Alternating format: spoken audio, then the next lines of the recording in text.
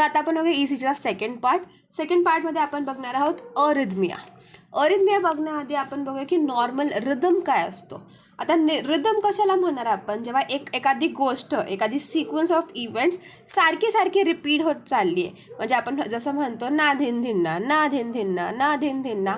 आता हे जे ना धिन धिन्ना हा जो इव्हेंट आहे हा कंटिन्युअसली सेम असाच पुढे रिपीट होत चालला आहे. तसंच आपल्या ECG म्हणजे आपलं PQRS हे सेम पुढे रिपीट होत जातं. ह्याला आपण म्हणतो रिदम. सो रिदम म्हणजे काय असतं, sequence of events and these are repeated continuously हे रिपीट होत जातात आणि रेग्युलर इंटरव्हल्समध्ये रिपीट होत जातात. आपण बघू ना 2 QRS कॉम्प्लेक्सच्या मधला जे ब्लॉक्स आहेत, म्हणजे आत्तापर्यंत आपण जेवढे ग्राफ्स पाहिले, जेवढे ECG बघितले, सगळ्यांमध्ये 2 QRS कॉम्प्लेक्सच्या मधला जे बॉक्सेस होते ते सेम होते. सो इक्वल इंटरव्हल्सवर हे रिपीट होत चाललंय, सेम थिंग रिपीट होत चालली. ह्याला आपण म्हणतो रिदम.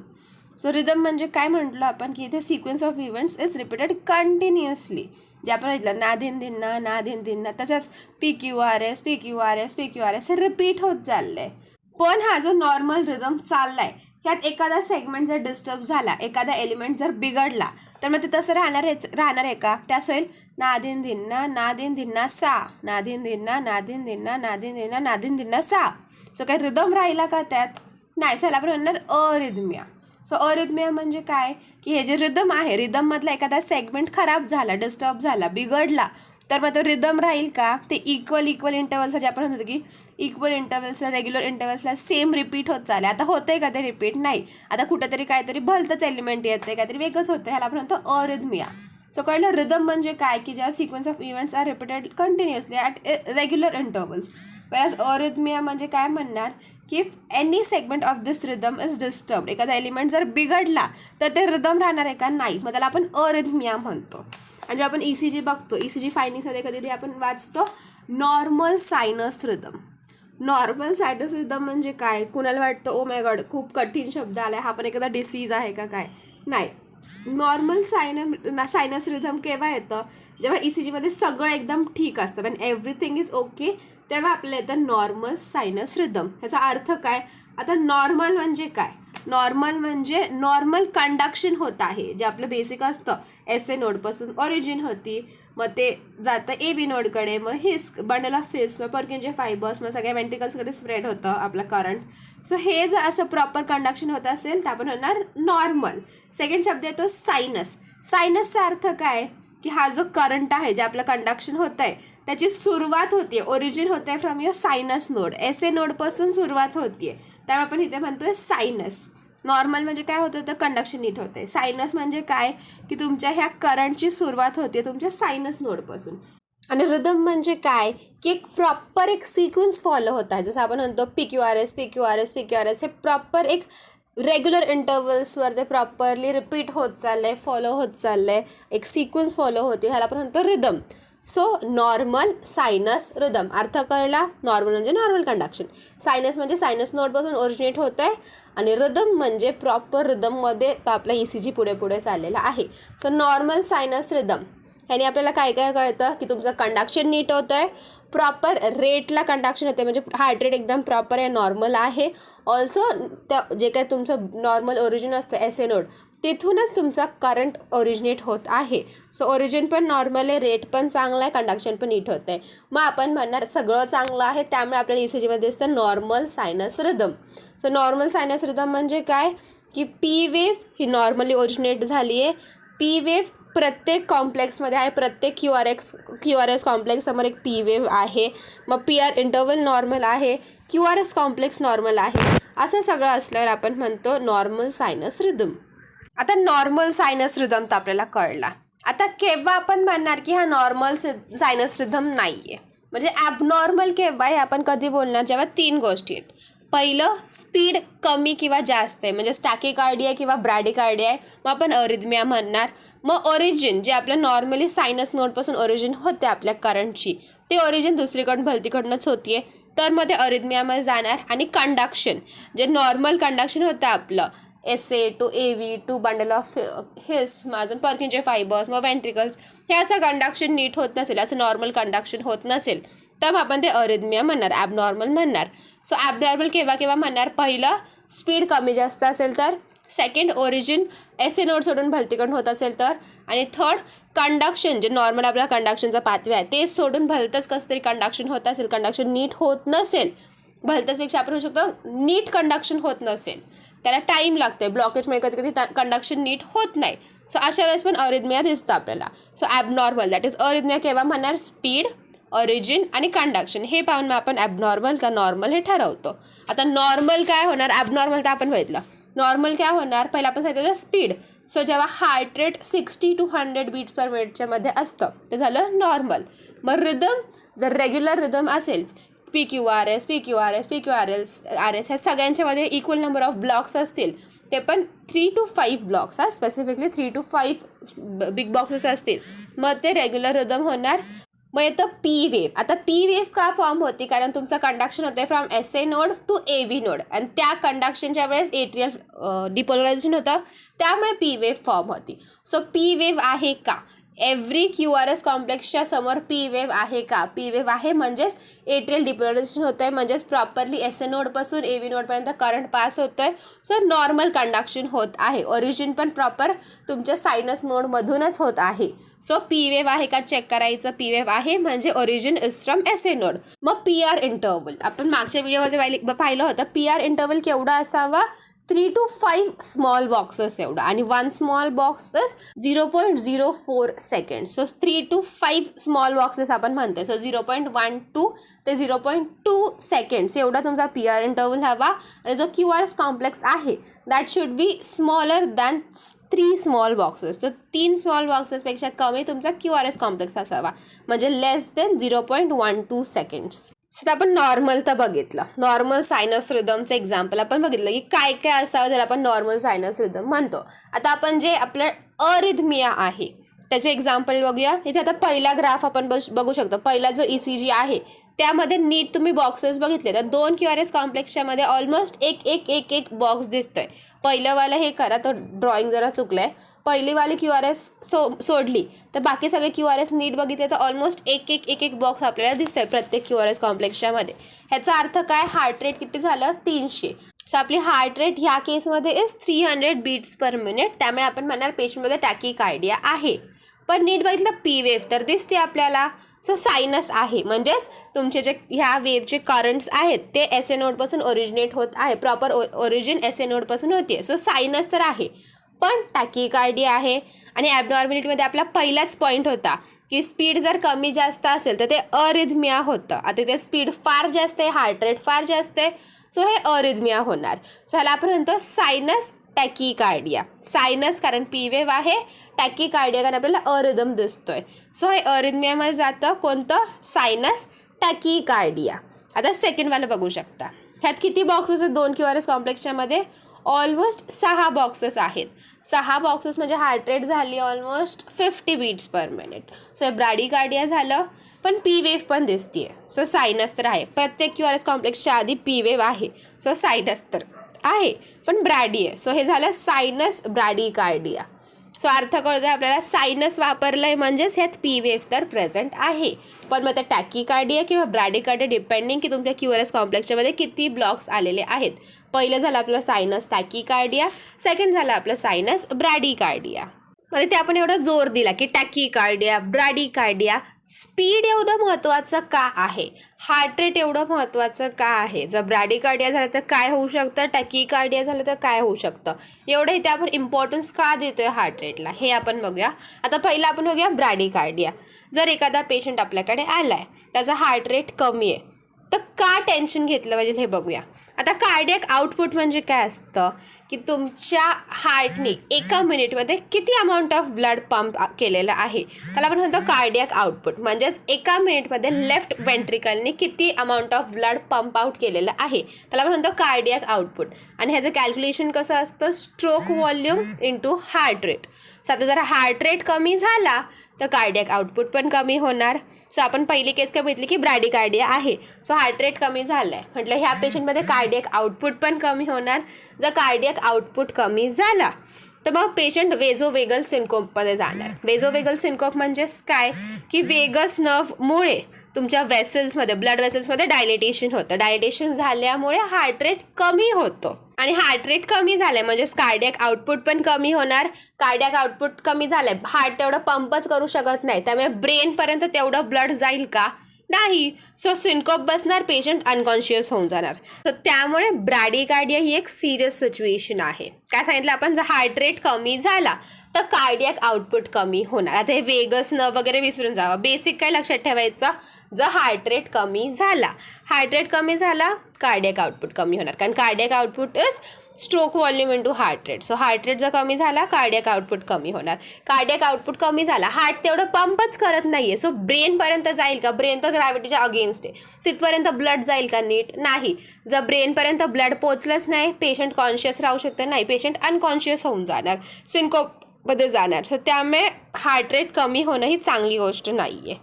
मग असं जर तुमच्याकडे एखादा पेशंट आला आहे आणि त्याचा कम्प्लीट हार्ट ब्लॉकेज झालेला आहे, अशा पेशंट तुम्ही हार्ट रेट चेक केली तर त्याची हार्ट रेट तुम्हाला 30 to 35 बीट्स पर मिनिट असणार आणि तो अनकॉन्शियस असणार किंवा कन्फ्यूज असणार. सो अशा ब्रॅडीकार्डियामुळे तो अनकॉन्शियस झालेला आहे. काय होतं इथे लक्षात ठेवायचं की जर कम्प्लीट हार्ट ब्लॉकेजचा पेशंट आहे तर तो कन्फर्म ब्रॅडीकार्डियामध्ये असणार आहे, तर त्याला त्या अकॉर्डिंग ट्रीट करायचं. आणि ब्रॅडीकार्डिया म्हणजे कार्डियक आउटपुट पण कमी झालेला असणार आहे. सो अशा केसमध्ये त्याला त्या अकॉर्डिंग ट्रीट केलं पाहिजे. आता नेक्स्ट येतं व्हॉट अबाउट टॅकीकार्डिया. टॅकीकार्डिया का सिरियस आहे? ब्रॅडी किती सिरियस असतं आपल्याला कळलं, ब्रॅडीमुळे कार्डियक आउटपुट कमी होतं. आता टॅकीकार्डिया का सिरियस आहे? ठीक आहे, हार्टबीटच वाढली की 150 झाली, 300 झाली, ती डेंजरस का आहे ते बघूया. आता नॉर्मल जी आपली हार्टबीट असते ह्या दोन गोष्टी असतात, सिस्टोल आणि डायस्टोल. सो जो सिस्टोल असतो तो 0.3 सेकंड्सचा असतो, डायस्टोल 0.5 सेकंड्सचा असतो. डायस्टोलमध्ये दोन गोष्टी होतात. डायस्टोलमध्ये आपलं हार्ट फिल होतं, जे ब्लड आहे ते लेफ्ट एट्रियममधून लेफ्ट वेंट्रिकलमध्ये येतं, तसंच राईट एट्रियममधून राईट वेंट्रिकलमध्ये येतं. ऑल्सो डायस्टोलमध्ये कोरोनरी फिलिंग होतं, जे कोरोनरी आर्टरीज आहेत त्यामध्ये ब्लड जातं. सो डायस्टोल जास्त महत्त्वाचं असतं, पण सिस्टोल जिद्दी असतं. हे कसं आपण पुढे बघूया. सो हार्टबीटचं काय सांगितलं, सिस्टोल असतं, डायस्टोल असतं. सिस्टोल 0.3 सेकंड्सचं असतं, डायस्टोल 0.5 सेकंड्सचं असतं. सो टोटल जी हार्टबीट असती ती 0.8 सेकंड्सची असती. सो एक बीट असते 0.8 सेकंड्सची, त्यामुळे एका मिनटामध्ये किती बीट्स होणार तर 72 बीट्स होणार. सगळं कॅल्क्युलेशननी टोटल आपण म्हणतो की हार्ट रेट किती असतो, हार्टबीट किती असते आपली नॉर्मल 72 बीट्स पर मिनिट. आता कसं होतं, जेव्हा हार्ट रेट वाढतं, ठीक आहे, जेव्हा हार्ट रेट वाढती, हार्टबीट वाढती, तेव्हा काय होतं, सिस्टोल तर जिद्दी आहे, तर म्हणतो मला जेवढा टाईम दिला आहे, मला 0.3 सेकंड्स दिलेत, मी तेवढाच टाईम ठेवणार आहे, मी हलणार नाही आहे. जर हार्ट रेट वाढला आहे, जर तुमचं स्पीड फास्ट झालं आहे, तर मी माझा टाईम कमी करू असं मी करणार नाही आहे. सो जो सिस्टोल आहे तो 0.3 सेकंड्सचाच राहतो, पण डायस्टोल विचारात तर काही ऑप्शन आहे त्यालाच कमी व्हावं लागतं. आता जर डायस्टोल टाईम कमी झाला आहे, त्यामुळे काय होणार, जो तुमचा हार्टचा फिलिंग टाईम आहे, हार्ट फिल होतं जेवढ्या टाईममध्ये, तो टाईम कमी होणार. आधी जे हार्ट होता तो 0.5 सेकंडमध्ये फिल होत होता, आता जर 0.1 सेकंडच आहे तर त्यात काही एक बूंद ब्लड तरी जाईल का पुढे, त्यामुळे ब्लड आज जाणारच नाही, तुमचा हार्टमध्ये ब्लड प्रॉपर फिलच होणार नाही. मग कार्डियक आउटपुट तरी कशाला निघेल, ब्लडच नाही तर मग काय बाहेर निघणार. सो त्यामुळे कार्डियक आउटपुट पण कमी होतं आहे. काय होतं आहे, डायस्टोल कमी होतं आहे, त्यामुळे हार्टचा जो फिलिंग टाईम आहे तो कमी होतं आहे. जर हार्ट फिलच झाला नाही तर बाहेर काय पडणार, त्यामुळे कार्डियक आउटपुट पण कमी होणार. कार्डियक आउटपुट कमी झाला की मग परत प्रॉब्लेमच होणार आपल्याला. सो त्यामुळे टॅकीकार्डिया का डेंजर कळलं. सेकंड, आपण मगाशी सांगितलं डायस्टोलमध्ये अजून एक गोष्ट होती, डायस्टोलमध्ये तुमचं कोरोनरी फिलिंग होतं. कोरोनरी फिलिंग होतं म्हणजे कोरोनरी आर्टरीज फिल होत जातात. आता डायस्टोल टाईम कमी झाला आहे तर कोरोनरी फिलिंग होणार आहे का, 0.1 सेकंडमध्ये होणार आहेत का तुमचे कोरोनरी आर्टरीज फिल? ऑब्व्हियसली नाही. मग हार्टला काय ब्लड जाणार, हार्टला पण ब्लड भेटणार नाही स्वतःला. सो हार्टमध्ये इस्चेमिया होणार. सो त्यामुळे टॅकीकार्डिया आता अजून डेंजर आहे. काय होतं, डिरेक्ट इस्चेमियाच होतो आहे हार्टमध्ये, कारण हार्टलाच ब्लड भेटत नाही आहे. जो फिलिंगच होत नाही आहे कशाचीच, हार्टची पण फिलिंग होत नाही, तुमच्या वेंट्रिकल्सची पण फिलिंग होत नाही आहे, कोरोनरी आर्टरीजची पण फिलिंग होत नाही आहे, त्यामुळे इस्चेमिया होणार, कार्डियक आउटपुट कमी होणार. सो त्यामुळे टॅकीकार्डिया पण डेंजरस असतं. सो आता एखादा पेशंट कोरोनरी ब्लॉकेजचा आहे, अशा पेशंटमध्ये टॅकीकार्डिया इज व्हेरी डेंजरस. आता पेशंटमध्ये ऑलरेडी कोरोनरी ब्लॉकेज आहे, सो हार्ट रेट थोडा जरी वाढला तर कोरोनरी फिलिंग होणार आहे का, नाही. ऑलरेडी ब्लॉकेज आहे, त्यात ब्लड पण नसेल तर किती डेंजरस इस्चेमिया बसू शकतो. त्यामुळे कोरोनरी ब्लॉकेजच्या पेशंट्समध्ये कंटिन्यू आपण बीटा ब्लॉकर्स चालू ठेवतो. बीटा ब्लॉकर्समुळे त्याचा जो पल्स रेट आहे, हार्ट रेट आहे, हा मेंटेन्ड राहतो, नॉर्मल मेंटेन राहतो. कारण जर चुकून जरी वाढला तर मग इस्चेमिया बसणार. हार्ट रेट वाढला तर मग डायस्टॉलिक टाईम कमी होणार, त्यामुळे कोरोनरी आर्टरीज फिल होणार नाहीत आणि मुळातच ब्लॉकेज होतं. त्यात ब्लड नसेल तर मग हार्टला कायच ब्लड भेटणार आहे, त्यामुळे सिव्हिअर इस्चेमिया बसतो. सो त्यामुळे कोरोनरी ब्लॉकेजच्या पेशंट्समध्ये कंटिन्युअसली बीटा ब्लॉकर्स चालू असतात, so that please heart rate नाही वाढावा, हार्ट रेट नॉर्मल व्हावा. त्यामुळे सो दॅट आमचं सिस्टॉलिक टायमिंग पण नीट राहील, डायस्टॉलिक टायमिंग पण नीट राहील. सो जरी ब्लॉकेज असेल तरी ॲटलिस्ट ते कोरोनरी आर्टरीज फिल तरी होत राहतील रक्ताने, कंटिन्युअसली थोडं तरी रक्त पोचत राहील. त्यामुळे टॅकिकार्डिया अवॉइड करण्यासाठी आपण कोरोनरी ब्लॉकेज पेशंटमध्ये बीटा ब्लॉकर्स कंटिन्युअसली देत राहतो. सो त्याचं महत्त्व कळायला की ब्रॅडी किती डेंजरस असू शकतं, टॅकिकार्डिया किती डेंजरस असू शकतं. सो मगाशी आपण पाहिलं की स्पीड कमी जास्त झालं तर कसा अरिथमिया म्हणतो आपण. म्हणजे आपण सायनस ब्रॅडिकार्डिया बघितलं, सायनस टॅकिकार्डिया बघितलं, ते आपण बघत होतो पहिला पॉईंट, दॅट इज स्पीड कमी जास्त झालं तर कसा अरिथमिया होतो. आता आपण बघूया ओरिजिन. मगाशी आपण सांगितलं की वेगळं काही ओरिजिन असेल. नॉर्मल ओरिजिन काय असतं आपल्या करंटचं, आपल्या बीटचं, एस ए नोडपासून ती आपली बीट ओरिजिनेट होती. पण एस ए नोड सोडून भलतीकडून जर ओरिजिनेट झाली तर मग कसे आपल्या ECGमध्ये चेंजेस दिसतील ते आपण बघूया. सो सेकंड पॉईंट येतो आपला ओरिजिन. आता आपल्याला एक्टॉपिक प्रेग्नन्सी हे माहिती आहे. एक्टॉपिक प्रेग्नन्सीमध्ये काय होतं, नॉर्मली आपण एक्सपेक्ट करतो की बेबीची डेव्हलपमेंट युटरसमध्ये झाली पाहिजे. पण एक्टॉपिक प्रेग्नन्सीमध्ये काय होतं, युटरस सोडून भलतीकडेच म्हणजे तुमच्या फॅलोपियन ट्यूब्समध्ये बेबीची डेव्हलपमेंट होती. सिमिलरली ECGमध्ये आपलं असतं एक्टॉपिक. एक्टॉपिक म्हणजे काय असतं, जे जसं जिथे पाहिजे तसं तिथे ते नाही आहे.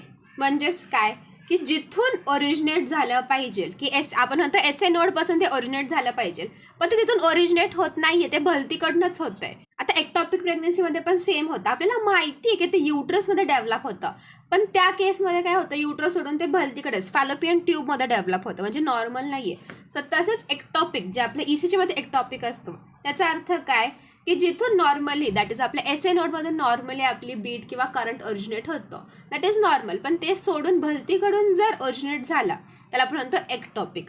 आता आपण ECG बघू शकतो, त्यात सगळं आपल्याला नॉर्मल दिसतंय, सगळे QRS सेम दिसत आहेत, पण एकच असा वेगळा दिसतोय. हा जो एकच ॲबनॉर्मल आहे त्याला आपण म्हणतो एक्टॉपिक. ठीक आहे. तर आपण एक्टॉपिकला कम्पेअर केला एक्टॉपिक प्रेग्नन्सीसोबत. सो एक्टॉपिकचा अर्थ काय झाला की जिथे जसं हवं तसं नाहीये, जे जिथून ओरिजिनेट व्हावं नॉर्मली जे होतंय ते न होता काहीतरी भलतीकडूनच ते ओरिजिनेट होते, त्याला आपण म्हणतो एक्टॉपिक. आता आपण म्हणतोय सारखं की एस ए नोड सोडून भलतीकडेच ओरिजिनेट होते, एस ए नोड सोडून भलतीकडेच ओरिजिनेट होते. सो ते जिथे ओरिजिनेट होतं त्या अकॉर्डिंग 3 टाईप्स पडतात. म्हणजेच काय, आता नॉर्मली एस ए नोडमधून होतं, पण एस ए नोड सोडून एट्रियाचे काही बाकीच्या सेल्समधून जर ओरिजिनेट झालं तर ते होतं एट्रियल एक्टॉपिक. जर आता कसं जे आपलं AV नोड आहे तो एट्रिया आणि वेंट्रिकल ह्याच्या सेंटरला असतो. सो त्या जंक्शनला AV नोड सोडून भलतीकडून कुठून तरी त्या at the junction of atria and ventricle, त्या जंक्शनला कुठून तरी जर तुमची बीट हा करंट ओरिजिनेट झाला तर आपण त्याला म्हणतो जंक्शनल एक्टॉपिक. आणि खाली वेंट्रिकलमध्ये जर हा करंट डेव्हलप झाला, हा ओरिजिन झाला फ्रॉम युअर वेंट्रिकल्स, तर आपण म्हणतो वेंट्रिक्युलर एक्टॉपिक. सो 3 प्रकार काय पडतात, एट्रियल एक्टॉपिक, जंक्शनल एक्टॉपिक आणि वेंट्रिक्युलर एक्टॉपिक. आता हा ग्राफ जो दिसतोय तुम्हाला वरती, आपण पहिला ECG जो पाहिला, ज्यात क्लिअरली आपल्याला दिसतंय की एक काहीतरी विचित्र आहे, एक काहीतरी वियर्ड आहे. इथला आपला QRS पण मोठा दिसतोय, इथे T वेव्हचं फारच इन्व्हर्जन दिसतंय. सो हे जे क्लिअरली आपल्याला दिसतंय, स्पष्ट दिसतंय काहीतरी गडबड आहे, हे असतं वेंट्रिक्युलर एक्टॉपिक. म्हणजे जे तुम्हाला क्लिअरली दिसतंय, स्पष्ट दिसतंय, ते असतं वेंट्रिक्युलर एक्टॉपिक. आणि जे तुम्हाला नीट कळत नाहीये पण तुमच्या कन्सल्टंटला 100% कळेल, ते येतं एट्रियल एक्टॉपिक किंवा मग जंक्शनल एक्टॉपिक. तुम्हाला पण येईल, आता पुढे आपण बघूया कसं असतं, पण ते जरा शोधणं अवघड असतं. त्याला एकदम नीट मायन्यूटली एकदम छोटी गोष्टी, पार P वेव्ह प्रत्येकाची बघावी लागते, कोणाची कशी आहे. मग ते एकदम नाजूक बघितल्यावर तुम्हाला कळतं की ते एट्रियल एक्टॉपिक आहे किंवा जंक्शनल एक्टॉपिक आहे. पण हे जे वेंट्रिक्युलर एक्टॉपिक आहे एकदम स्पष्ट दिसतं की एकच एकदम भलडा आलाय. सो लगेच कळते की ओके हे वेंट्रिक्युलर एक्टॉपिक आहे. सो वेंट्रिक्युलर एक्टॉपिक आपल्याला लगेच कळतं, वेरॅज जे एट्रियल आणि जंक्शनल एक्टॉपिक आहे त्याला तुम्हाला एकदम प्रॉपर ऑब्झर्वेशन लागतं, प्रॉपर नॉलेज लागतं. सो एक्टॉपिक म्हणजे काय सांगितलं आपण, अशी वेव्ह असा करंट, अशी बीट जी SA नोडमधून ओरिजिनेट होत नाही. आता आपल्याला हे माहिती आहे की आपल्या हार्टमधला प्रत्येक cell can work as a pacemaker. प्रत्येकात तेवढी ॲबिलिटी असती की कधी SA नोड जरा बिघडला तर बाकीचे इन्चार्ज घेतात आणि मग ते तसे ॲक्ट करतात. प्रत्येकामध्ये पेसमेकरसारखी ॲक्ट करायची एबिलिटी असती. फक्त ते कोण किती स्पीडनी ॲक्ट करतंय, कोण किती रेटने ॲक्ट करते त्या अकॉर्डिंग मग तो डॉमिनन्स असतो. आता सगळेच जे आपले AV नोड आहे, बंडल ऑफ एसेस सगळेच काम करतात, पण SA नोडचं पॉवर जास्त असतं, त्यामुळे आपण म्हणतो ओरिजिनेट तिथून होत आहे.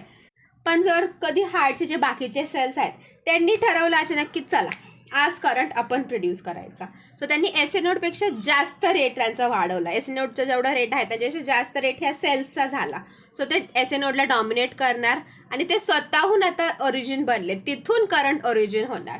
सो अशा केसमध्ये आपण म्हणतो एक्टॉपिक. आता हे जे सेल्स आहेत ते कुठले पण असू शकतात, एट्रियाचे असू शकतात, जंक्शनचे असू शकतात, वेंट्रिकल्सचे असू शकतात.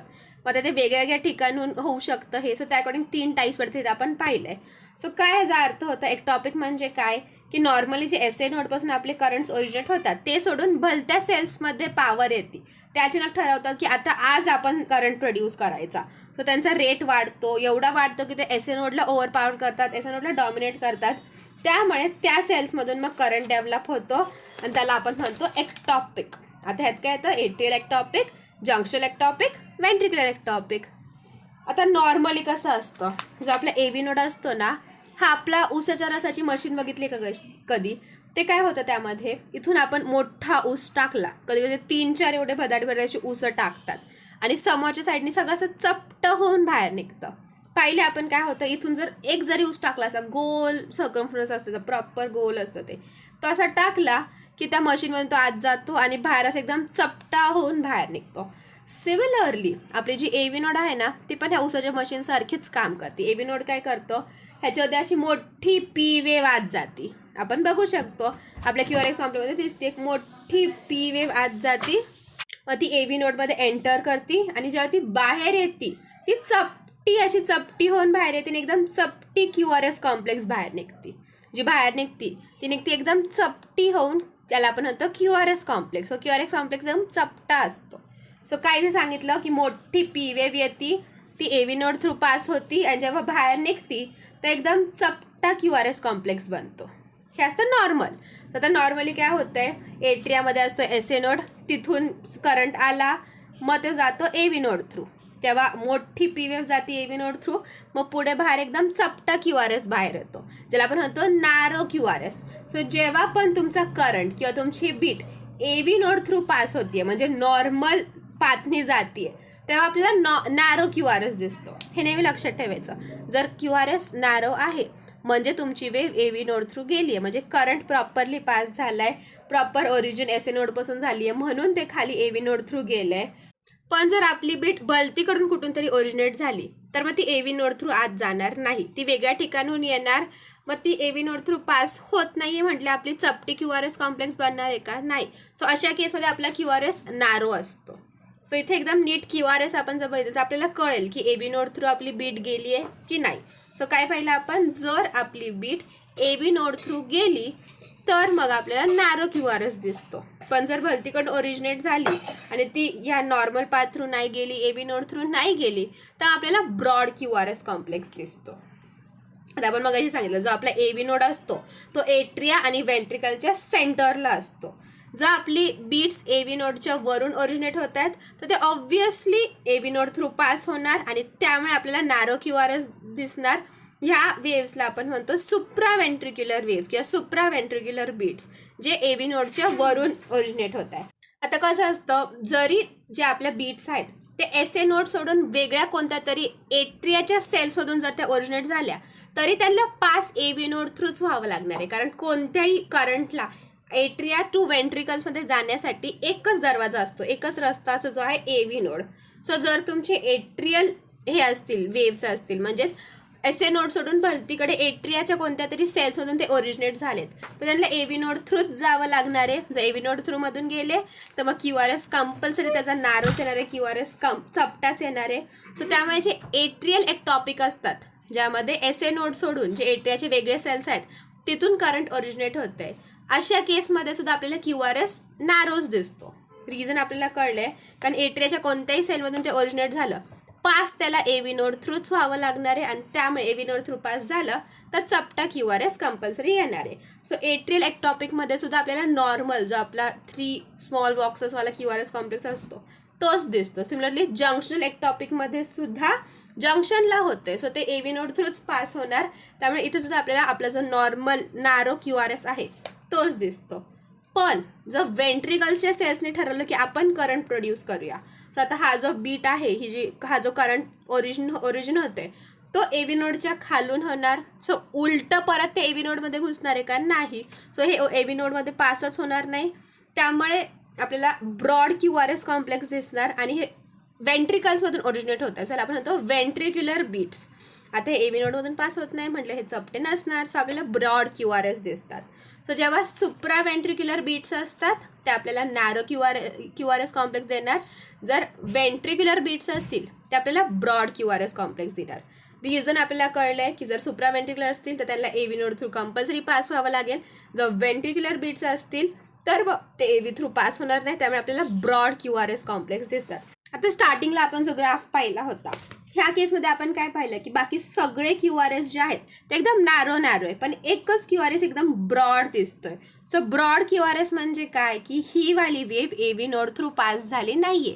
एव्ही नोड थ्रू पास झाली नाही म्हणजे काय की एव्ही नोडच्या खाली असणार आहे, म्हणजेच ही वेंट्रिक्युलर एक्टॉपिकची केस होती. सो ह्यात काय झालंय, ब्रॉड QRS दिसतोय म्हणजेच वेंट्रिक्युलर एक्टॉपिक आहे. जर नॅरो QRS असता आणि बाकीचे P वेव्हमध्ये चेंजेस वगैरे असते तर मग ते एट्रियल किंवा जंक्शनल असू शकला, असंच आपण पुढे बघूया कसं असतं. पण इथे जर ब्रॉड QRS दिसतोय मग कन्फर्म वेंट्रिक्युलर एक्टॉपिक असतं. आता आपण हा वाला ECG बघितला, त्यात आपल्याला ॲबनॉर्मल काय वाटतंय. आता 1 2 3 4 जी 4th वाली वेव्ह आहे ही जरा कम्पॅरेटिव्हली लवकर आली आहे, प्लस ह्याचा जी P वेव्ह आहे ही जरा विचित्र दिसते, जरा ॲबनॉर्मल दिसते. सो ह्यात आपण काय बघितलं, जी 4th बीट आहे ही जरा ॲबनॉर्मल आहे. का तर बाकीच्यांचा P वेव्ह जो आहे तो सेम आहे, वेळेस या 4th वेव्हचा P वेव्ह जरासा आपल्याला वेगळा दिसतोय. सो त्यामुळे ही एक्टॉपिक वेव्ह आहे, कारण ह्यामध्ये P वेव्ह वेगळी आहे. सो ह्याचा ओरिजिन वेगळा आहे, ह्याचा ओरिजिन वेगळा आहे, पण आपली QRS इथं नॉर्मल दिसते. सो ओरिजिन वेगळा आहे पण वरतूनच आहे, एव्ही नोडच्या वरतूनच आहे. सो हा जंक्शनल एक्टॉपिक असू शकतो किंवा एट्रियल एक्टॉपिक असू शकतो. सो इथे आपण काय बघितलं की P वेव्ह जरा वेगळी आहे. ऑल्सो जे QRS आहे ह्या नॉर्मलपेक्षा जरा लवकर आलेला आहे. सो हे झालं एक्टॉपिक. आता हे कोणतं एक्टॉपिक आहे हे कसं कळणार, हे आहे एट्रियल एक्टॉपिक. का एट्रियल एक्टॉपिक आपण कशावर ठरवलं, पहिली गोष्ट तर P वेव्ह तुमची जरा विचित्र आहे, प्लस जो आपला QRS कॉम्प्लेक्स आहे तो जरा लवकर येतोय. सो ह्या दोन गोष्टींवर आपण ठरवतो की एट्रियल एक्टॉपिक आहे. आता एट्रियल एक्टॉपिक म्हणजे काय, जे वेव्ज आहेत ते एट्रियामधून ओरिजिनेट होत आहेत. आता हे ओके. सो एट्रियल एक्टॉपिकमध्ये आपण काय बघणार की जी P वेव्ह आहे ही जरा विचित्र, ही जरा नॉर्मलपेक्षा वेगळी आहे, प्लस जी आपली QRS कॉम्प्लेक्स आहे ही नॉर्मलपेक्षा जरा लवकर येते. सो ह्या दोन गोष्टीवरून P वेव्ह वेगळी दिसते आणि QRS जरा लवकर येतोय, ह्याच्यानं आपण ठरवतो की हे एट्रियल एक्टॉपिक आहे. एट्रियल एक्टॉपिकमध्ये काय असतं, QRS नॉर्मल असतो, म्हणजेच QRS जे बाकीचे सगळे नॅरो आहेत तसेच इथे सुद्धा नॅरो QRS असतो, फक्त यात P वेव्ह वेगळी असते आणि QRS कॉम्प्लेक्स नॉर्मलपेक्षा जरा लवकर येतो. मग आता सेकंड ECG बघूयात. यामध्ये आपल्याला काय वेगळं दिसतंय. आता पहिलावाला जो बीट आहे ओके, ह्यात P पण आहे, QRS पण आहे, T पण आहे. सेकंडवाला पण ओके, थर्ड पण ओके, पण जो 4th वाली बीट आहे त्यात P वेव्हच नाही आहे.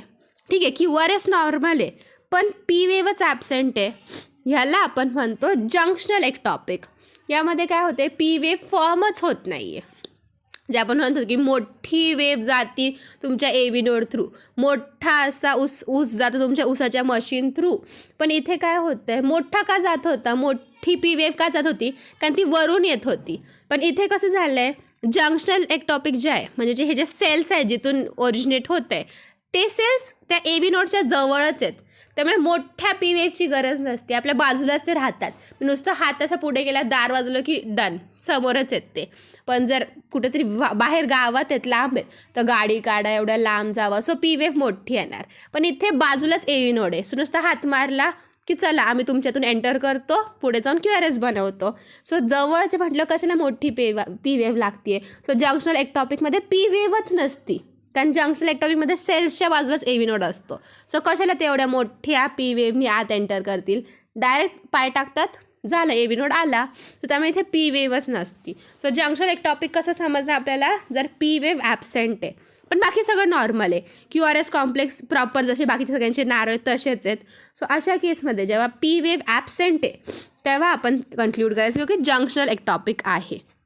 सो इथे काय होतं आहे, जी आपली बीट आहे, जे आपला करंट आहे तो जंक्शनमधून ओरिजिनेट होतो आहे, त्यामुळे पी वेव्ह फॉर्म होत नाही किंवा कधी कधी इन्व्हर्टेड पी वेव्ह फॉर्म होती. सो जंक्शनल एक्टॉपिकमध्ये काय होतं, पहिली गोष्ट कधी कधी पी वेव्ह नाही बनत किंवा मग इन्व्हर्टेड पी वेव्ह बनते आपल्या ECGमध्ये. सो पहिले आपण बघितलं एट्रियल एक्टॉपिक, ह्यामध्ये काय होतं तर पी वेव्ह विचित्र आहे. एखाद्या बीटमध्ये आपल्याला वेगळा जरा पी वेव्ह दिसतोय, ऑल्सो ती बीट बाकीच्या बीट्सपेक्षा कम्पॅरेटिव्हली जरा लवकर येते, त्यामध्ये जे बॉक्सेस आहेत ते जरा कमी झालेले आहेत. सो अर्ली अरायवल आणि जरा डिफरंट ॲबनॉर्मल पी वेव्ह हे आपल्याला दिसते इन एट्रियल एक्टॉपिक.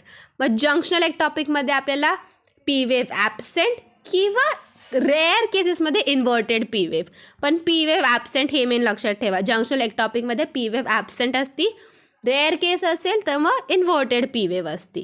पण एक गोष्ट लक्षात ठेवा की एट्रियल एक्टॉपिक असलं ठीक आहे, जंक्शनल एक्टॉपिक असलं ठीक आहे, पण वेंट्रिक्युलर एक्टॉपिक असलं मग सिरियस होऊन जायचं की काहीतरी मोठा आजार आहे, हे लगेच तुमच्या डोक्यात आला पाहिजे. वेंट्रिक्युलर एक्टॉपिक ही नॉर्मल गोष्ट नाही आहे. आता हे बाकीचे एक्टॉपिक पण नॉर्मल गोष्ट नाही आहे, पण वेंट्रिक्युलर एक्टॉपिक एकदम सिरियस कंडिशन असते. आता आपण बघूया वेंट्रिक्युलर एक्टॉपिक. आता हे आपण इझिली बघू शकतो, म्हणजे नॉर्मल माणसाला दाखवलं तरी तो म्हणेल की हे बघ ह्या ECGमध्ये हे काहीतरी वेगळं दिसतंय रे मला. सो हे जे वेगळं काहीतरी दिसतंय म्हणजेच काय की ब्रॉड QRS दिसतोय आणि इन्व्हर्टेड टी वेव्ह दिसते, हे आपल्याला दिसते इन वेंट्रिक्युलर एक्टॉपिक. सो वेंट्रिक्युलर एक्टॉपिक कसं ओळखायचं, जर तुम्हाला ब्रॉड QRS कॉम्प्लेक्स दिसतं आणि इन्व्हर्टेड टी वेव्ह दिसते म्हणजेच ते झालं तुमचं वेंट्रिक्युलर एक्टॉपिक. सो इथे आपण काय काय बघितलं, जर सुप्रा वेंट्रिक्युलर म्हणजेच एट्रियल किंवा जंक्शनल एक्टॉपिक असेल तर नॅरो QRS दिसते. पण जर वेंट्रिक्युलर म्हणजेच खालून वेंट्रिकलच्या एव्ही नोडच्या खालून कोणत्याही सेलमधून वेंट्रिकलच्या सेलमधून जर ओरिजिन होत असेल तर ते एव्ही नोड थ्रू एंटर करत नाही, त्यामुळे ते चपटे तर होतच नाही. जर तो ऊस तुमच्या ऊसाच्या मशीन थ्रू गेलाच नाही तर तो चपटा होणार आहे का, नाही. सो हे चपटं का होईल, सो जेव्हा वेंट्रिक्युलर एक्टॉपिक असतं तेव्हा ब्रॉड QRS असतं, ठीक आहे. सो वेंट्रिक्युलर एक्टॉपिक म्हणजे काय, यामध्ये ब्रॉड QRS असतो, इन्व्हर्टेड टी वेव्ह असते आणि एकदम क्लिअरली विजिबल असतं. जे वेंट्रिक्युलर एक्टॉपिकची केस आहे त्यामध्ये आपल्याला एकदम क्लिअरली दिसतं की ओके बघा QRS कॉम्प्लेक्स ब्रॉड झालेला दिसतोय, टी वेव्ह इन्व्हर्टेड दिसते. सो एक वेळेस जे आपलं एट्रियल एक्टॉपिक आहे, जंक्शनल एक्टॉपिक आहे हे आपल्याला कळणार नाही, पण वेंट्रिक्युलर एक्टॉपिक आरामशीर आपल्याला दिसतं. मग आता कधी कधी असं होतं की आपल्याला वेंट्रिक्युलर एक्टॉपिक्स पेअरमध्ये दिसतात, म्हणजे पहिल्या ह्याच्यात बघू शकता की 2 QRS कॉम्प्लेक्स जवळजवळ आहेत, मग थोड्या वेळाने परत 2 बनलेत. सो 2 असे 2 वेंट्रिक्युलर एक्टॉपिक्स दिसत आहेत, ह्याला आपण म्हणतो कपलेट्स. ह्यात काय होतं आहे, ब्रॉड QRS तर आहेच पण 2 ब्रॉड QRS बाजूबाजूला, परत थोड्याने परत 2 ब्रॉड QRS, परत थोड्याने 2 ब्रॉड QRS, ह्याला आपण म्हणतो कपलेट्स. कपलेट्स दिसलं तर सिरियस सिच्युएशन आहे, हे लगेच डोक्यात आलं पाहिजे. किंवा कधी कधी असं होतं की ऑल्टरनेट वेंट्रिक्युलर एक्टॉपिक्स दिसतात, म्हणजे एक नॉर्मल सायनस मग लगेच एक एक्टॉपिक दिसतं, मग परत एक नॉर्मल सायनस मग लगेच एक एक्टॉपिक दिसतं. किंवा असं होऊ शकतं की 2 नॉर्मल सायनस एक एक्टॉपिक, परत 2 नॉर्मल सायनस एक एक्टॉपिक, असं पण दिसू शकतं. पण हे दोन्ही पण कंडिशन्स, म्हणजे जे मगाशी आपण कपलेट सांगितलं ते आणि जे ऑल्टरनेट सांगितलं ह्या दोन्ही पण कंडिशन्स एकदम सिरियस असतात, एकदम डेंजरस असतात. कारण अशा गोष्टी जर आपल्याला दिसतंय की कपलेट्स बनलेत किंवा हे ऑल्टरनेटवाला दिसतंय, त्याच्याने आपल्याला हे कळतं की पुढे जाऊन ह्या पेशंटमध्ये वेंट्रिक्युलर टॅकीकार्डिया किंवा वेंट्रिक्युलर फिब्रिलेशन कन्फर्म होणार आहे. सो वेंट्रिक्युलर टॅकीकार्डिया आणि वेंट्रिक्युलर फिब्रिलेशनचं इंडिकेशन काय असतं, कपलेट्स किंवा मग हे जे आपण ऑल्टरनेटवाला सांगते. आणि ऑल्टरनेटवाला आपण जे सांगितलं, पहिली केस काय सांगितली की एक सायनस एक एक्टॉपिक, एक सायनस एक एक्टॉपिक, ह्याला आपण म्हणतो बायजेमिनाय. आणि जे दुसरी केस सांगितली की 2 सायनस एक एक्टॉपिक, 2 सायनस एक एक्टॉपिक, ह्याला आपण म्हणतो ट्रायजेमिनाय. सो जर कपलेट्स, बायजेमिनाय, ट्रायजेमिनाय ह्यातलं कोणतंही आपल्याला दिसलं तर हे फार डेंजरस असतं, कारण पुढे जाऊन त्या पेशंटला वेंट्रिक्युलर टॅकीकार्डिया होईल, वेंट्रिक्युलर फिब्रिलेशन होईल आणि हे जर झालं तर मग पेशंटची डेथ होऊ शकते. सो या फार एमर्जन्सी कंडिशन्स असतात. जर तुम्हाला चुकून ECGमध्ये हे दिसलं कपलेट्स, बायजेमिनाय, ट्रायजेमिनाय, तर लगेच जो कोणी कार्डियाक डॉक्टर आहे ते लगेच त्यांना इन्फॉर्म केलं पाहिजे, कारण हे पुढे जाऊन व्हेंट्रिक्युलर टॅकीकार्डिया, व्हेंट्रिक्युलर फिब्रिलेशनमध्ये कन्वर्ट होऊ शकतं आणि त्यामुळे पेशंटची डेथ होऊ शकते. फार सिरियस सिच्युएशन असते. सो कपलेट्स, बायजेमिनाय, ट्रायजेमिनाय ही एक सिरियस कंडिशन आहे, लक्षात आलं पाहिजे. मग आता नेक्स्ट येतं इव्हेंट अँड रिदम. आता इव्हेंट म्हणजे काय की सगळं चांगलं चाललं आहे पण त्यात कुठेतरी एका ठिकाणी गडबड झाली, एक टॉपिक आलं, म्हणजेच अख्खं proper ECG normal sinus rhythm आहे पण एकाच ठिकाणी मध्ये कुठेतरी एखादी एक टॉपिक आलं, ह्याला आपण म्हणतो इव्हेंट. सो इव्हेंट म्हणजे काय की सगळं नॉर्मल आहे. आता इव्हेंट आला आहे असं कधी म्हणतो, आपल्या कॉलेजमध्ये इव्हेंट्स असतात, त्याचा अर्थ काय की रोज नॉर्मल आयुष्य चाललं आहे तुमचं, नॉर्मल तुम्ही कॉलेजला जात आहे, अभ्यास करताय, घरी येत आहे, शिकताय, घरी येत आहे, हे रोज चाललं आहे. पण एका दिवशी इव्हेंट असेल तर अभ्यास वगैरे काही नसतं, फुल एन्जॉयमेंट असते. पण ते रोज असतं का नाही, एकाच दिवशी इव्हेंट असतो ना, थ्रू आउट द इयर तर अभ्यासच करावा लागतो. सिमिलरली इथे पण सेम होतं. इव्हेंट म्हणजे काय सांगितलं आहे की नॉर्मल सायनस रिदम आहे पण मध्येच एखाद्या ठिकाणी एक टॉपिक होतं, एखाद्या दिवशी एक टॉपिक येतं. सो नॉर्मल सायनस रिदम आहे पण मध्येच एखाद्या कुठेतरी एक टॉपिक आहे, ह्याला आपण म्हणतो इव्हेंट. आता रिदम म्हणजे काय असतं, जर तुमचं आर्ट कॉलेज असेल किंवा डान्सिंग स्कूल असेल, असं काय असेल तुमचे रोजच इव्हेंट्स असणार, रोजच तुमचं सगळं प्रोग्राम्स वगैरे असणार, त्याला आपण म्हणतो रिदम. म्हणजेच एक टॉपिकचाच अख्खा रिदम असतो, म्हणजे इथे नॉर्मल सायनस रिदम नसतंच, सगळे बीट्स आर तुमचे एक टॉपिकवालेच, जेवढे बीट्स आहेत सगळे एक टॉपिकवालेच असतात, म्हणजे रोज तुमचे इव्हेंट्स चालू असतात. सो इथे सगळे बीट्स एक टॉपिकवालेच असतात. सो एक टॉपिकचाच अख्खा रिदम असतो.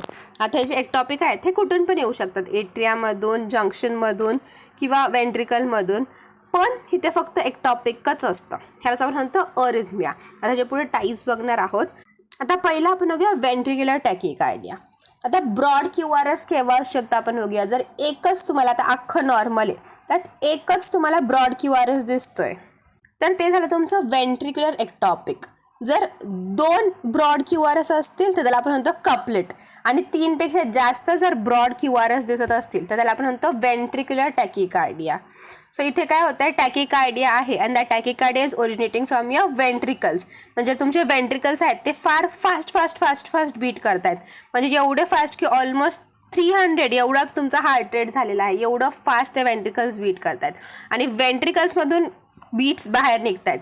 त्यामुळे इथे काय असणार, नॅरो QRS असणार आहे का, नाही, इथे ब्रॉड QRS असणार आहे. So broad QRS with fast एकदम हार्टबीट एकदम फास्ट झालेली 300पर्यंत गेलेली आहे. So broad QRS complex with tachycardia, ह्याला आपण म्हणतो व्हेंट्रिक्युलर टॅकीकार्डिया. आणि हे एकदम सिरियस कंडिशन आहे. पेशंट जेव्हा येतो तर तो अनकॉन्शियस असतो, त्याला श्वास घ्यायला त्रास होत असतो.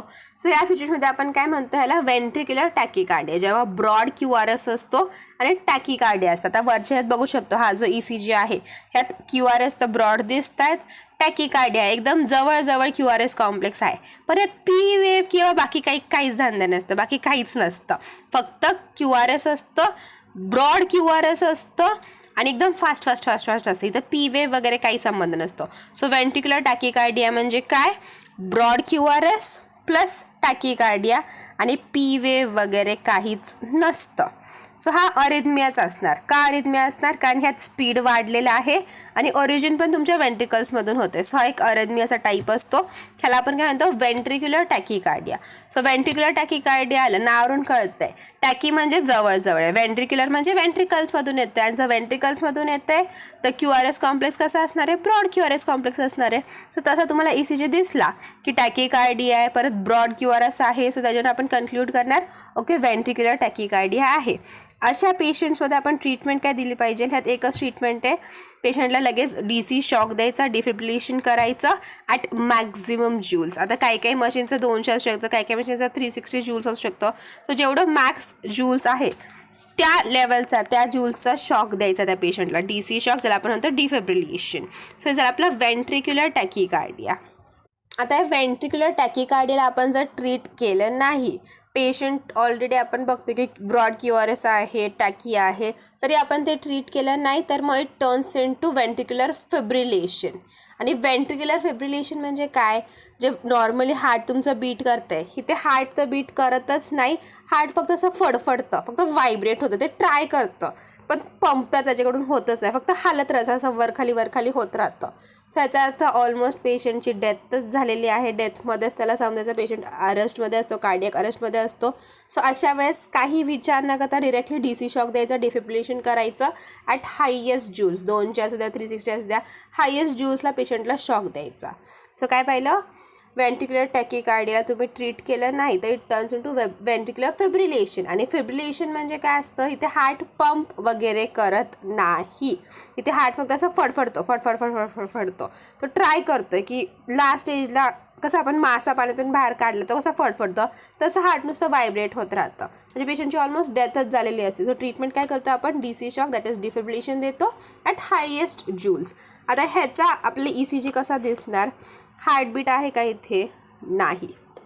सो आता व्हेंट्रिक्युलर फिब्रिलेशन आहे. व्हेंट्रिक्युलर म्हटल्या ब्रॉड QRS असणार आणि कसा पण इरेग्युलर असणार, सगळा कचरा झालेला असतो. इथे तुम्ही बघू शकता काहीच असं नीट नाही, ह्यात असं जे आपलं म्हणतो आपण PQRS किंवा रेग्युलर रिदम वगैरे असं काहीच नाही आहे, काहीच ऑर्गनाइज्ड रिदम इथे नसतं, कम्प्लीट क्यॉस असतो, सगळा कचरा झालेला असतो. ब्रॉड QRS एवढंच कळतंय, बाकी काहीच कळत नाही आहे. आणि इथे ऑलमोस्ट पेशंट इज डेड असंच समजायचं असतं.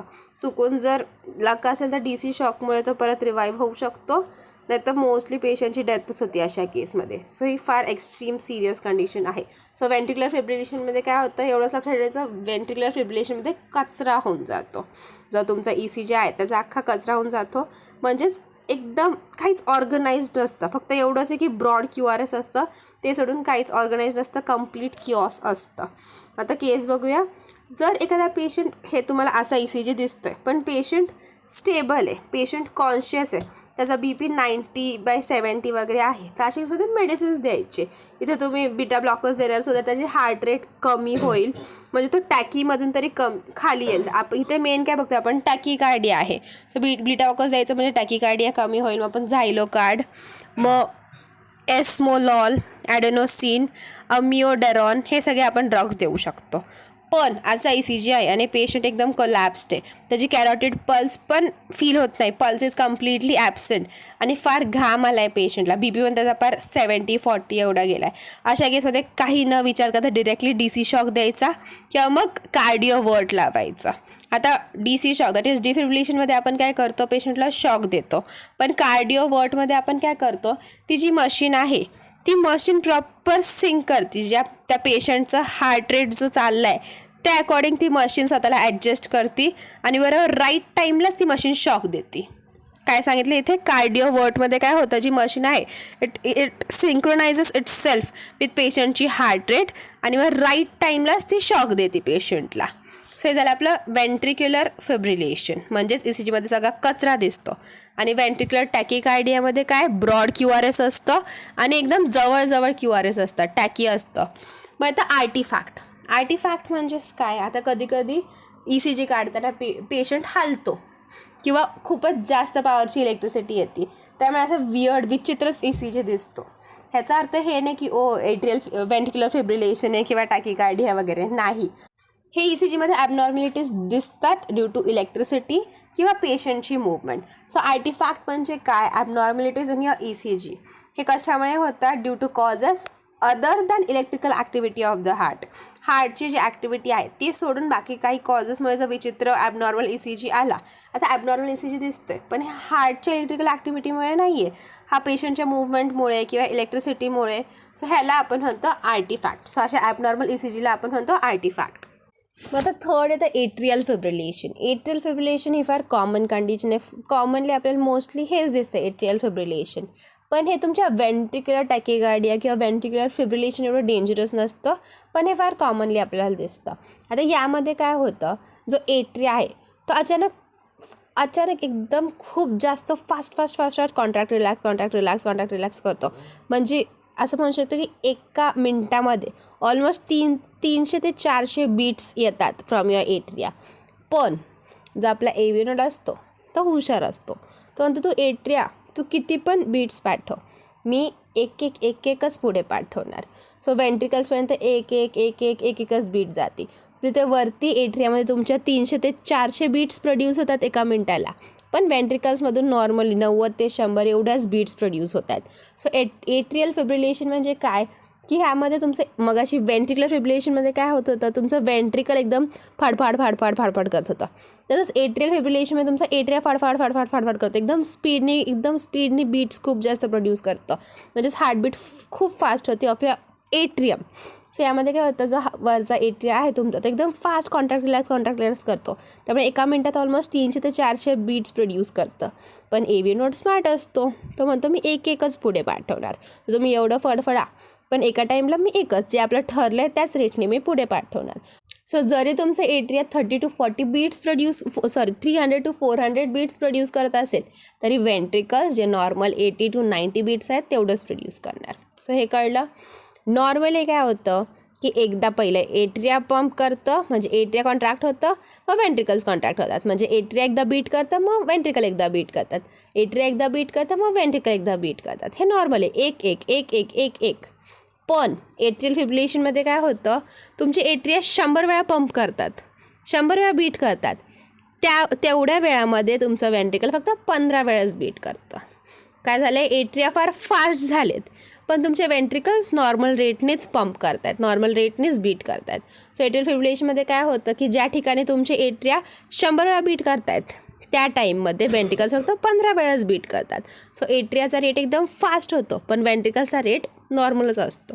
सो आता ECG काय दिसणार आपल्याला, आता एट्रिया फार फास्ट पंप होतात, सो P वेव्स बनतील का इथे, नाही. जर डोकं लावलं तर P वेव्स फॉर्मच होणार नाही, कारण तेवढं टाईमच नाही, एवढं फास्ट पंप होत चाललं आहे. सो यात P वेव्ह नसतातच. आणि काय झालं तरी शेवटी एट्रियामधून खाली AV नोड्स थ्रूच पास होतं आहे. सो QRS कॉम्प्लेक्स असे असणार, एकदम नारो असणार, पण इरेग्युलर असणार. जी पल्स आहे ती इरेग्युलर असणार, कारण आपण सांगितलं की तिथून 300-400 येत आहेत, इथून 80 to 90 जात आहेत. सो असं काहीच त्यात कॉर्डिनेशन नाही आहे, व्हेंट्रिकल सगळे कन्फ्युज्ड असतात, त्यामुळे इरेग्युलर पल्स असते, आपल्याला ह्यात कळतच नाही नक्की काय झालं आहे. सो पल्स तुमचं इरेग्युलर असतं, ECG पण इरेग्युलर असतं, QRS कॉम्प्लेक्स तुमचा एकदम नारो असतो, आणि P वेव्स बिलकुल विजिबल नसतात. सो एट्रियल फिब्रिलेशनमध्ये काय होतं, सगळं घोळ झाला आहे, काहीच कॉर्डिनेशन नाही आहे दोघांमध्ये, त्यामुळे अख्खा ECG तुमचा इरेग्युलर असतो. पण यात काय कॉन्स्टंट असतं, तुमचे QRS कॉम्प्लेक्स नारो असतात, आणि P वेव्स तर दिसतच नाहीत, कारण P वेव्स बनणार कसे, एट्रिया P वेव्स बनवूच देणार नाही, एवढं ते फास्ट पंप करते, कधी टाईम भेटणार P वेव्स बनवायचा. सो P वेव्स तर बनतच नाहीत, QRS कॉम्प्लेक्स नारो असतो, पल्स तुमचा इरेग्युलर असतो, आणि अख्खा ECGच इरेग्युलर असतो. सो एट्रियल फिब्रिलेशनमध्ये आपल्याला काय काय दिसतं, टॅकिकार्डिया किंवा नॉर्मल रेट, मग तो ECG is irregular, no P wave visible, आणि नॅरो QRS. मग येतं एट्रियल फ्लॅटर. आता एट्रियल फ्लॅटर फार रेअर असतं, कारण आपण जर ट्रीट नाही केलं तर within 5 to 10 minutes atrial flutter changes into atrial fibrillation. So atrial flutter जे आहे हे टिकतच नाही जास्त वेळ, 5 ते 10 मिनटातच त्याचं एट्रियल फिब्रिलेशनमध्ये कन्वर्ट होतं. आता एट्रियल फ्लॅटरमध्ये काय होतं, आता मग अशी खूप डेंजर रेशो होता की वरचं म्हणजे काही फिक्स्ड रेशो नव्हताच, तुमचं एट्रिया 300 ते 400 बीट्स प्रोड्यूस करत होतं, व्हेंट्रिकल्स नॉर्मल 90 ते 100 प्रोड्यूस करत होतं. पण एट्रियल फ्लॅटरमध्ये काय होतं, जे तुमचं एट्रिया आहे हे जेव्हा 3 वेळा बीट करतं, तेव्हा तुमचं व्हेंट्रिकल 1 वेळा बीट करतं.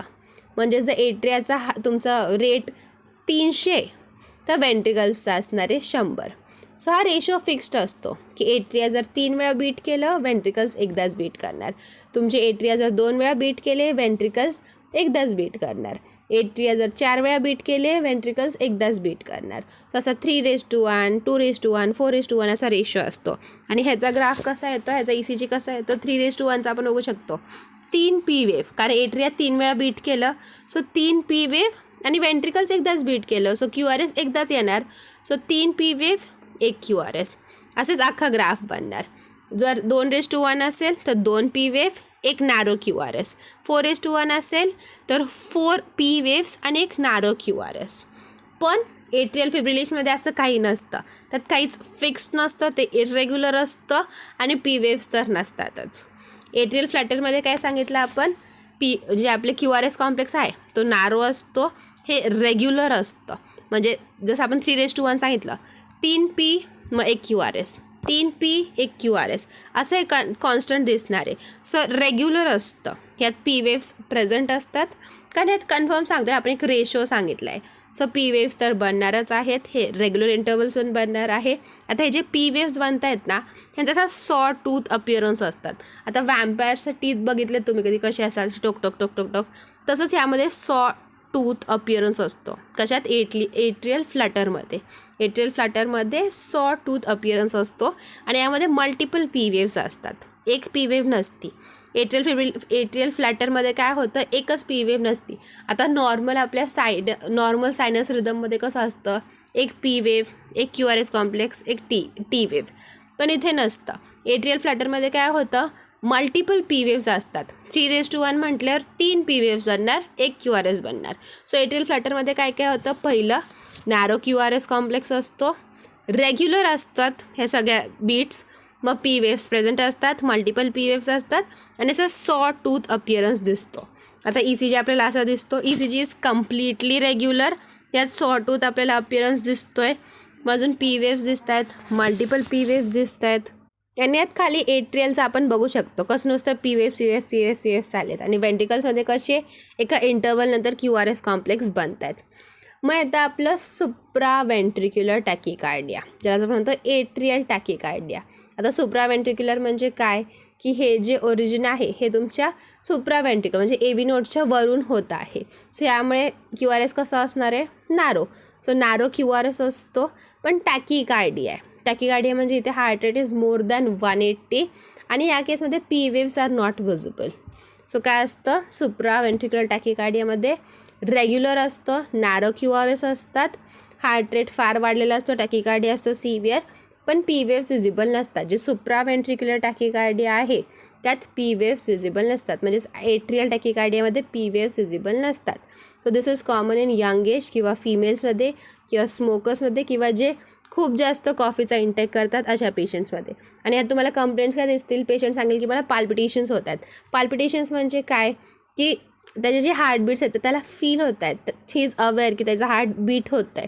म्हणजे जे पेशंट म्हणतात की धडधडतं आहे मला, असं फील होते, जे माझी हार्टबीट आहे ती मला फील होते, स्वतःची हार्टबीट त्याला फील होते, त्याला आपण म्हणतो पाल्पिटेशन्स. So atrial टॅकिकार्डिया that is supra ventricular टॅकिकार्डियामध्ये पेशंटला पाल्पिटेशन्स होतात. सो काय काय होतं, यात नॅरो QRS असतं, रेग्युलर असतं, टॅकी असतं, पण P waves are not visible. So आपण इथे काय काय बघितलं, आपण टॅकिकार्डिया बघितलं. काय टॅकिकार्डिया म्हणजेच काय, जेव्हा heart rate is more than 100. आता टॅकिकार्डिया असल्यावर दोन गोष्टी असू शकतात. जर ओरिजिन तुमच्या AV नोडच्या वरून असेल तर मग नॅरो QRS असणार, जर AV नोडच्या खालून ओरिजिन होत असेल तर ब्रॉड QRS असतो. आता नॅरो QRS म्हणजेच काय, सुप्रा वेंट्रिक्युलर. आता नॅरो QRS जो आहे तो पण रेग्युलर असू शकतो, इररेग्युलर असू शकतो. जर रेग्युलर असेल तर त्यात पण पी वेव्ह प्रेझेंट असू शकते, पी वेव्ह ॲब्सेंट असू शकते. आता पी वेव्ह प्रेझेंट कशात येईल, सायनस टॅकिकार्डिया असेल तर यात काय होईल, पी वेव्ह असणार, म्हणजे असं एकदम जवळ QRS कॉम्प्लेक्स दिसेल, पण पी वेव्ह तर तुम्हाला दिसणार. मग एट्रियल फ्लॅटर का, कारण एट्रियल फ्लॅटरमध्ये आपण काय सांगितलं, रेशो असतो 3:1, 2:1. So 3 P wave 1 QRS. So atrial फ्लॅटरमध्ये सुद्धा पी वेव्ह प्रेझेंट असते, रेग्युलर इंटरवल असतो, नॅरो QRS असतं. मग सायनस टॅकिकार्डियामध्ये पण तसंच असतं, पी वेव्ह असते, रेग्युलर रिदम असतो आणि नॅरो QRS असतं. मग आता केव्हा पी वेव्ह ॲब्सेंट असणार, पी वेव्ह ॲब्सेंट कधी असती, जर जंक्शनल टॅकिकार्डिया असेल. जंक्शनल टॅकिकार्डियामध्ये आपण काय सांगितलं की ते जंक्शनच्या इथूनच सुरू होत आहे, म्हणजे जस्ट नेबर येते, त्याला पी वेव्हची काय गरज, तो नुसतं डायरेक्ट एक पाय टाकला की तो AV नोड थ्रू पास होणार आणि QRS कॉम्प्लेक्स बनवणार. तर जंक्शनल टॅकिकार्डियामध्ये पी वेव्ह नसतं. मग सुप्रा वेंट्रिक्युलर टॅकिकार्डिया, आपण आत्ता सांगितलं सुप्रा वेंट्रिक्युलर टॅकिकार्डियामध्ये सुद्धा पी वेव्ह नसतं. मग आता नॅरो QRS ह्याचा दुसरा टाईप आहे तो इररेग्युलर टॅकिकार्डिया. आता इररेग्युलरमध्ये पण P wave present, P wave absent. आता पी वेव्ह प्रेझेंट केव्हा असती, मल्टीफोकल एट्रियल टॅकिकार्डिया, आता रेअर असतो. मग आता पी वेव्ह ॲब्सेंट, हे काय, पी वेव्ह ॲब्सेंट केव्हा दिसते आपल्याला, एट्रियल फिब्रिलेशनमध्ये. एट्रियल फिब्रिलेशनमध्ये आपण काय सांगितलेलं की एट्रिया अचानक एवढे व्हायब्रेट होतात ते म्हणजे एका मिनिटात ऑलमोस्ट 300 ते 400 बीट्स प्रोड्यूस करतात आणि वेंट्रिकल तेवढं ते सहन करू शकत नाही, त्यामुळे एकदम इररेग्युलर बीट्स असतात. ह्यात फक्त एकच कॉन्स्टंट असते की ठीक आहे नॅरो QRS आहे, बाकी अख्खा तो ECG तुमचा इरेग्युलर असतो. हे केव्हा होतं एट्रियल फिब्रिलेशनमध्ये. सो एट्रियाचं सगळं कळलं. काय काय पहिलं सायनस टॅकिकार्डिया आणि एट्रियल फ्लटर. ह्यात पी वेव्ह असती, रेग्युलर असतं आणि नॅरो QRS. मग जंक्शनल टॅकिकार्डिया आणि सुप्राव्हेंट्रिकल टॅकिकार्डिया, ह्यात पी वेव्ह नसती पण रेग्युलर असतं आणि नॅरो QRS असतं. मग मल्टीफोकल एट्रियल टॅकिकार्डिया, ह्यात पी वेव्ह असती पण इरेग्युलर असतं आणि नॅरो QRS. मग एट्रियल फिब्रिलेशन हे यात पी वेव्ह नसती, हे इरेग्युलर असतं पण नॅरो QRS असतं. मग आता आपण बघूया जर ब्रॉड QRS असेल. ब्रॉड QRS केव्हा दिसेल? जेव्हा वेंट्रिकल्समधून ओरिजिन होतं आहे. सो ह्यात पण येतं आता रेग्युलर आणि इरेग्युलर केव्हा दिसणार? इरेग्युलर आणि ब्रॉड QRS हे आपण केव्हा बघतो? जर वेंट्रिक्युलर फिब्रिलेशन झालं आहे, म्हणजे तुमच्या अख्ख्या ECGचा कचरा झाला आहे, अख्खं किऑटिक ECG आहे, काहीच प्रॉपरली ऑर्गनाइज नाही आहे, त्याला आपण म्हणतो वेंट्रिक्युलर फिब्रिलेशन. यात काय असतं? अख्खा ECG इरेग्युलर असतो आणि ब्रॉड QRS असतं. तर रेग्युलर म्हणजे काय? जर ब्रॉड QRS आणि रेग्युलर इंटरवल्सला आहे त्याला आपण म्हणतो वेंट्रिक्युलर टॅकिकार्डिया.